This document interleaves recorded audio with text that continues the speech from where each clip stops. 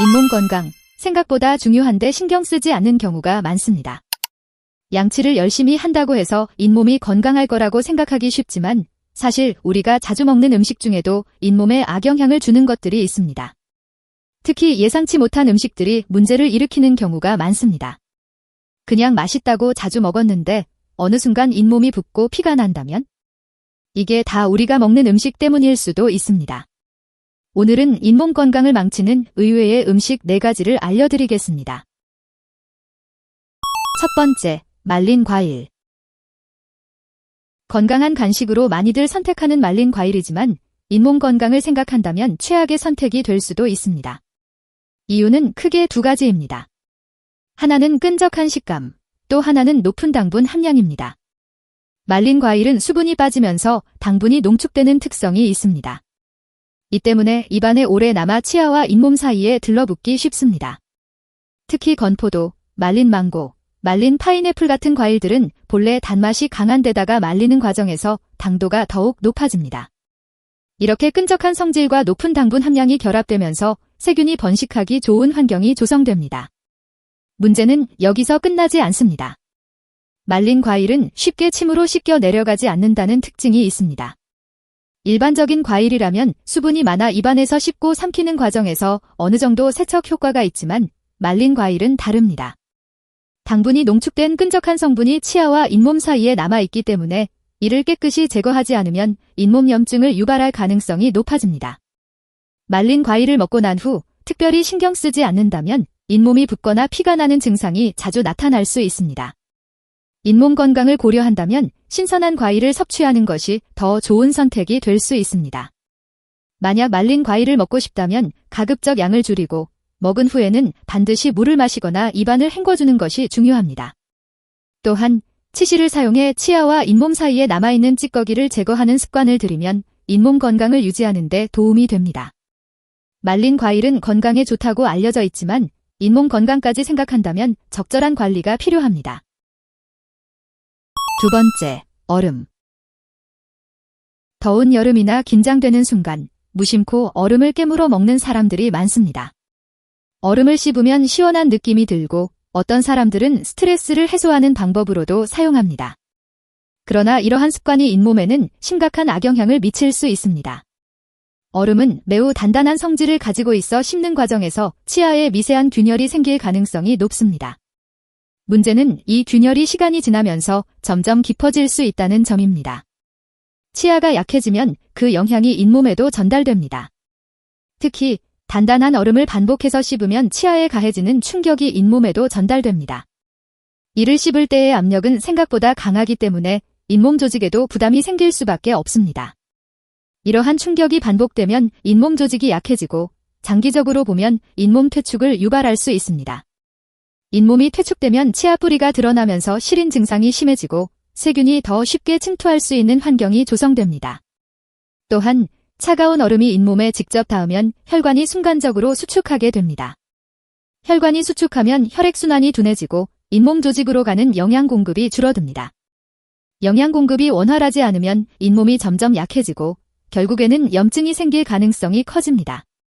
이런 상태가 반복되면 잇몸이 붓거나 잇몸 출혈이 쉽게 발생할 수 있습니다. 얼음 자체는 칼로리가 없고 건강에 해로운 성분이 포함되어 있지 않지만 씹는 행위가 문제를 일으킬 수 있기 때문에 주의가 필요합니다. 얼음을 씹는 습관이 있다면 이를 줄이는 것이 가장 좋습니다. 얼음이 없으면 허전하게 느껴진다면 얼음을 깨물지 않고 천천히 녹여 먹는 방식으로 바꿔보는 것도 방법이 될 수 있습니다. 또한 얼음 대신 시원한 물을 마시는 것도 좋은 대안이 될 수 있습니다. 얼음을 씹는 것이 단순한 습관처럼 보일 수 있지만 장기적으로 봤을 때 잇몸 건강에 악영향을 미칠 가능성이 높기 때문에 조심해야 합니다. 세 번째, 토마토 소스. 토마토는 몸에 좋은 성분이 많아 건강식으로 알려져 있지만 토마토 소스는 잇몸 건강에 부정적인 영향을 줄 수 있습니다. 토마토 소스는 강한 산성을 띠고 있어 치아 범랑질을 약하게 만들고 동시에 잇몸 조직에도 자극을 줄 수 있습니다.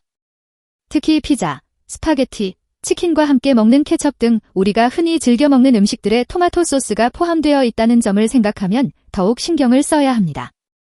산성이 강한 음식은 입안의 pH 균형을 무너뜨릴 수 있습니다. 입안이 산성화되면 세균이 쉽게 번식할 수 있는 환경이 조성되는데 이는 곧 잇몸염증을 유발할 가능성이 높아진다는 뜻입니다. 특히 잇몸이 원래 약한 사람이나 염증이 자주 생기는 사람이라면 토마토 소스가 들어간 음식을 먹을 때 더욱 주의해야 합니다. 게다가 토마토 소스는 단맛을 더하기 위해 설탕이 첨가되는 경우가 많습니다. 설탕은 입안에 세균이 번식하는 데 중요한 역할을 하며 세균이 증가하면 잇몸 질환이 발생할 위험도 함께 커집니다. 이로 인해 치주염이나 치은염 같은 문제가 생길 가능성이 높아집니다. 단순히 치아만 문제가 되는 것이 아니라 잇몸 건강에도 직접적인 영향을 미칠 수 있다는 점에서 주의가 필요합니다. 산성 음식을 먹을 때에는 입안의 산도를 중화시키는 습관이 중요합니다. 물을 충분히 마셔 입안을 헹구는 것도 좋은 방법이며 식사 후에는 바로 양치를 하기보다는 30분 정도 기다렸다가 가볍게 양치를 하는 것이 좋습니다.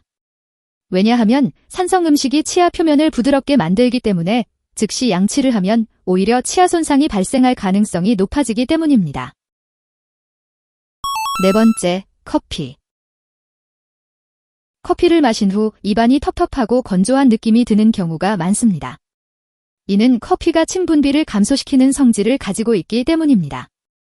침은 입안에서 세균을 제거하는 중요한 역할을 합니다. 하지만 커피를 자주 마시면 침의 양이 줄어들면서 입안이 건조해지고 결과적으로 세균이 증식할 수 있는 환경이 조성됩니다.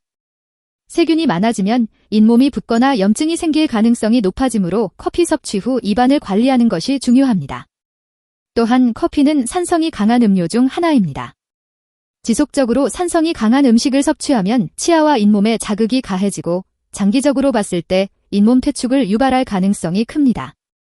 잇몸 퇴축이 발생하면 치아 뿌리가 드러나면서 시린 느낌이 심해지고 세균이 더 쉽게 침투할 수 있는 환경이 됩니다. 특히 하루에 커피를 여러 잔 마시는 사람이라면 이러한 문제를 더욱 주의 깊게 살펴볼 필요가 있습니다. 커피를 마시는 것이 꼭 나쁜 것은 아니지만 섭취 후 적절한 관리를 해주는 것이 중요합니다. 커피를 마신 후에는 물을 충분히 마셔 입안을 헹구는 것이 좋으며 가급적이면 침 분비를 촉진하는 방법을 함께 사용하는 것이 필요합니다. 예를 들어 무가당 껌을 씹거나 신선한 채소와 과일을 섭취하면 침 분비를 늘리는 데 도움이 됩니다. 잇몸 건강은 단순히 양치질을 열심히 하는 것만으로는 완벽하게 관리할 수 없습니다. 우리가 무심코 먹는 음식들이 잇몸을 약하게 만들 수 있기 때문에 식습관을 점검하고 올바른 관리 방법을 실천하는 것이 중요합니다. 오늘 알려드린 음식들을 자주 섭취한다면 조금씩 줄여보는 것도 건강한 잇몸을 유지하는 데 도움이 될 것입니다. 꾸준한 관리와 올바른 습관이 잇몸 건강을 지키는 핵심입니다. 영상이 도움이 되셨다면 구독과 좋아요 부탁드립니다.